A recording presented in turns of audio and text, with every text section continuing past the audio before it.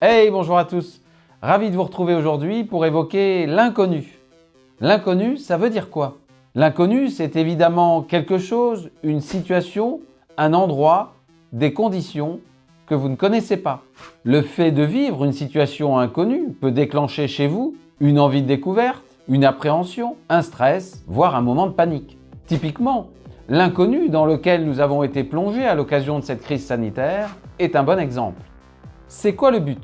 Il n'est pas naturel pour l'individu de vivre une situation inconnue, qui peut vite être pensée ou vécue comme inconfortable. On parle en effet plus spontanément de la peur de l'inconnu plutôt que de la joie de l'inconnu.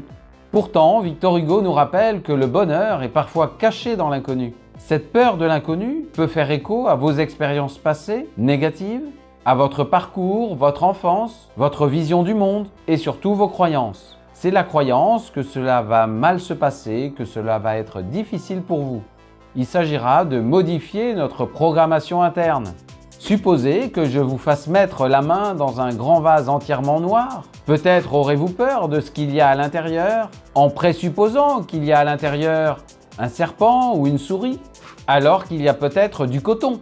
Vous ne savez pas, ici et maintenant, ce que vous réserve ce vase, mais votre carte mentale va faire écho à des pensées plus ou moins positives, notamment en référence à des événements ou des images déjà vécues, comme à Fort Boyard par exemple. Comment vous laisser surprendre par une situation nouvelle, en toute objectivité, sans a priori.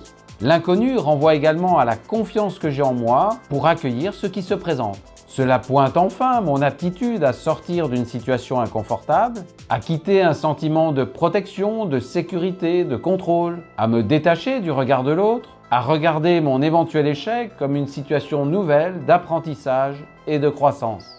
Tout ne peut pas être anticipé, contrôlé. Il y a affaire avec ce qui arrive, ce qui vient.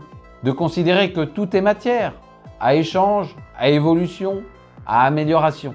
Dans un premier petit pas, je vous propose de ne pas considérer toute situation nouvelle où vous aurez à plonger dans l'inconnu comme ennemie ou dangereuse. Il sera également utile de vous dire quelles ressources je possède déjà pour faire face à cette situation. Peut-être des compétences techniques, des qualités d'adaptation ou relationnelles, du courage, une vision positive du monde, l'analyse objective des risques présents, peut-être d'autres ressources extérieures. Enfin, petit à petit, comment vous pouvez regarder l'inconnu comme source d'enrichissement, de plaisir, de développement de nouvelles aptitudes, de réussite et même de bien-être. Je vous invite à développer progressivement votre aptitude à arriver vierge, neutre, objective devant toute nouvelle situation. Que cette situation se rapproche d'une autre situation déjà vécue ou non, considérez-la comme unique. Cette fois-ci, tout peut être différent. Tout est à nouveau possible. Je vous retrouve mardi prochain pour parler de votre intuition. Et d'ici là, n'oubliez pas, votre parole a du talent.